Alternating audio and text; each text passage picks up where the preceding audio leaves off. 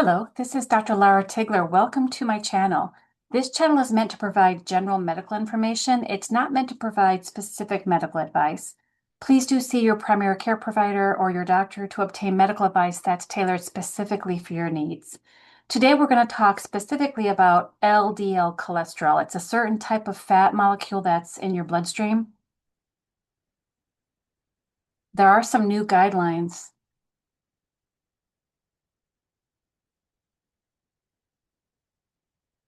Okay, so just in, the National Lipid Association, NLA, releases new guidelines somewhat recently. The updates are from a review overall from many different organizations, including the American College of Cardiology, as well as from the American Heart Association and other organizations, including my professional organization, which is the American Academy of Family Physicians. Generally, the bottom line is that it's important to lower the LDL cholesterol or the bad cholesterol. You can think of L standing for lousy.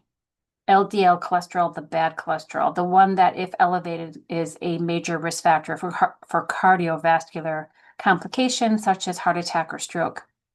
And the general consensus is that we should control the LDL cholesterol. We should lower it early in a person's life, intensively, and sustainably.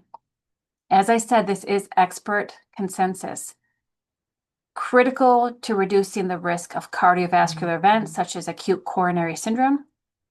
One of those aspects would be heart attack and cerebrovascular accident or stroke. The goal is to initiate the LDL cholesterol lowering medicines in high-risk patients. And those would be patients who are older, have a family history of cardiovascular disease, such as heart attack, have other risk factors such as hypertension, diabetes mellitus type 2, some typical Framingham risk factors, which we can talk about in other videos, and initiate the LDL cholesterol lowering medication before clinical cardiovascular disease manifests.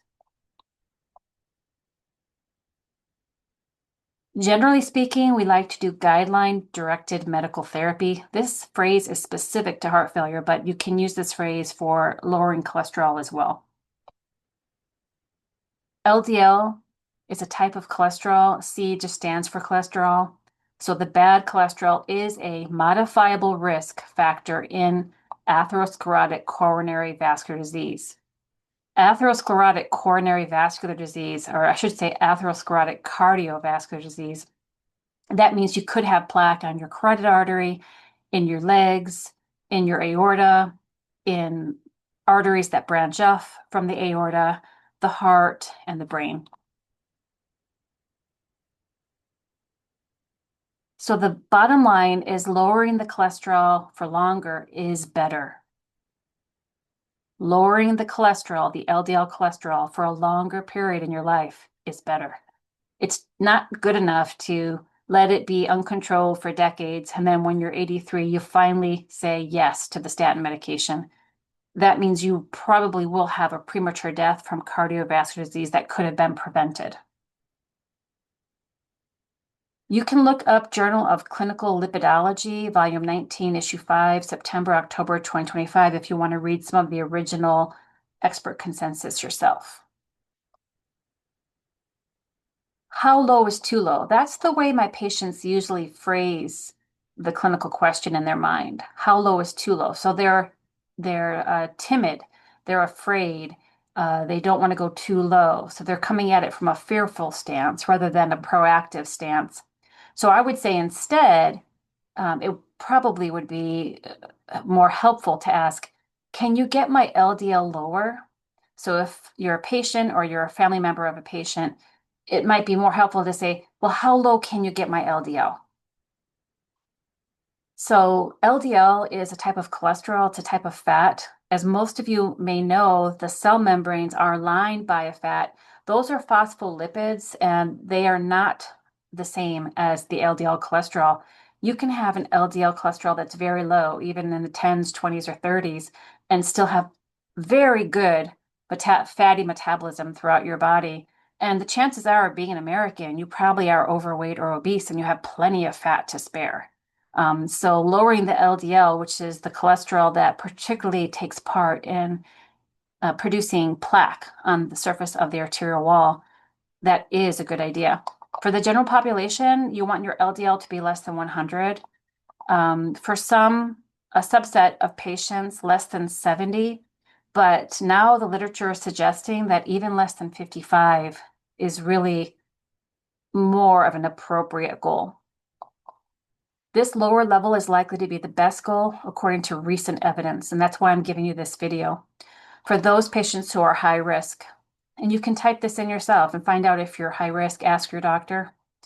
For patients with known coronary heart disease, you definitely want to have less than 70, and now the new guidelines are suggesting less than 55. And for patients with diabetes mellitus type 2, and you might even extrapolate that to prediabetes of a long duration. So if you've had prediabetes for years rather than weeks or months, you should consider yourself at risk. Lowering the cholesterol, the LDL cholesterol, is better.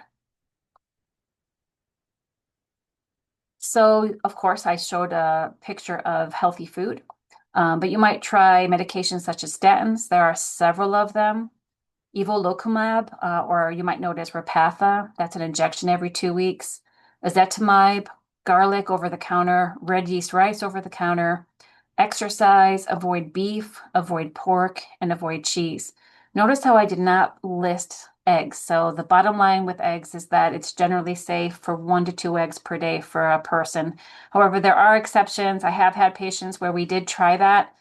They went back to eating eggs and their cholesterol went, the LDL cholesterol went pretty high. So take that with a grain of salt. But this list here, as of the data we have right now, is an accurate list. Okay, this is the end of the medical information. If you do not want to stay for the spiritual information, this is the time to click away. But first, please do like and subscribe. So we are in the season of Lent. That's 40 days, representing the time that Jesus was in the wilderness, 40 days fasting, and when he was tempted by Satan and he overcame the temptations. So Isaiah 1:16-17 is an appropriate verse to start off with.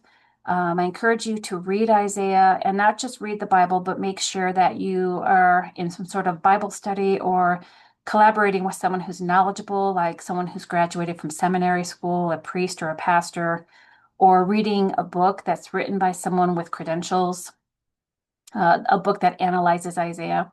But generally, this particular verse, 1:16-17, it's telling you that you really need to remove evil actions from your life, from God's sight, emphasizing that true repentance is not passive, but requires active behavioral change. So the way I paraphrase it is think active faith rather than faith alone. So it's not good enough to have an intellectual understanding of faith. You really want to have and be actively engaged in your faithful walk, your walk of faith. So this is just one passage from Isaiah that I would suggest reading. The last slide is unfortunately put in number 2, so let me get back to that for you. Okay, and then these are some other passages in Isaiah that I thought you might want to screenshot that you could Bible study yourself. So active repentance is what we just talked about. It urges people to proactively remove evil actions. Intellectually understanding faith or repentance isn't enough. You really have to actively engage in some sort of behavioral change. Like, for example, during Lent, you might give up beef, you might give up sweets, you might give up alcohol, or you might start a new study practice, pray more often, meditate more often. Okay, the second paragraph here, forgiveness and accountability, that would be in Isaiah 1:18. So Isaiah 1:18 promises that despite sins being as scarlet, taking responsibility and seeking God leads to purification, making them white as snow. So you might think of that, like look into your heart. I'm not going to use the red and the white analogy. I'm thinking of like you look into your heart and your heart is, say, a silver ball, a shiny ball with emanating light, but then it's got all this oily, dark smudge on it. That's your sin. So think of the black covering the light, the darkness covering the light. And then you want to just actively go into your heart and clean that smudgy heart.